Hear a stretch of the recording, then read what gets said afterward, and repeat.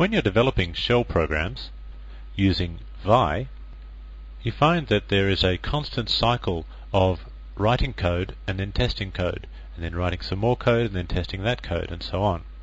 Now what some people do, people who don't know any better, is they start Vi, then they make their changes, then they quit out of Vi, then they test those changes by running the script.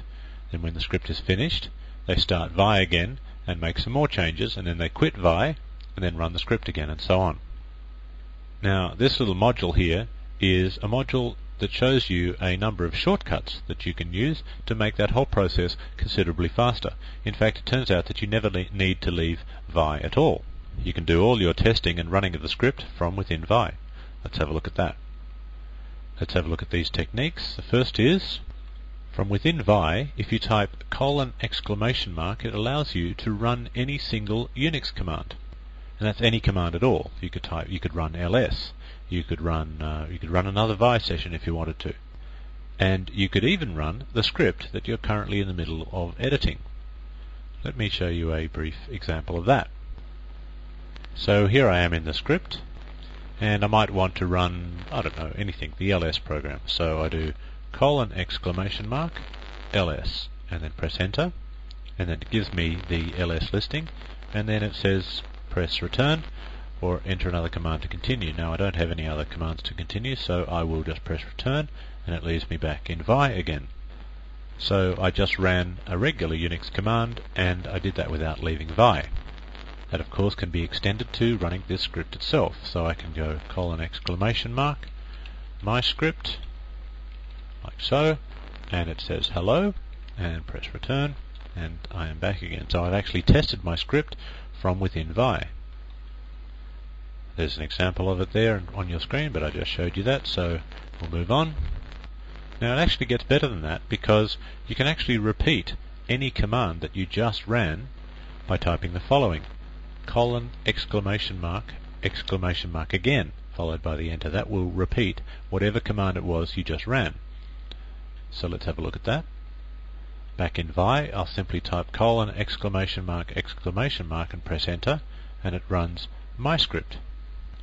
Why does it run my script? Well, because that's exactly the command that I asked it to run just a moment ago. Now you can actually cause it to run anything. You can say who pipe to wc-l, and there's 55 users currently logged into the system. If I go :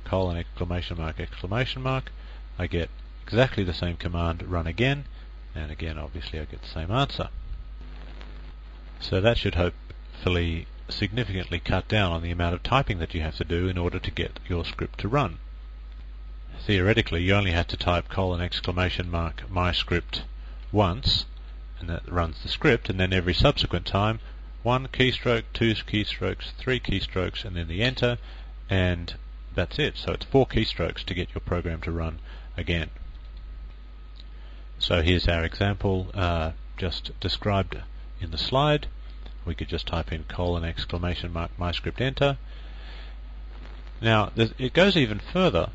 There's yet another shortcut offered by Vi, and that is the file that you're currently in the middle of editing, whatever that file happens to be, can be inserted into that command line, the : command line, by using the %sign. So you never even need to type out the word my script, you can just use % in its place.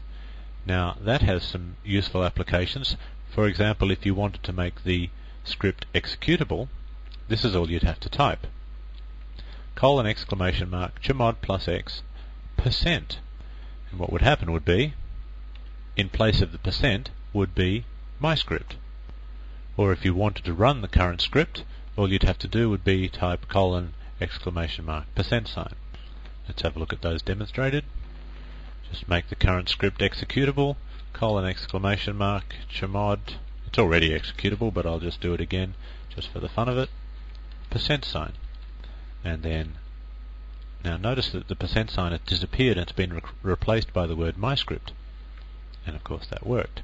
Or I could do : ls -l %sign, and then I get a long listing of my script. Or I can just run the current script : %, and then I get hello. So those are very, very handy shortcuts.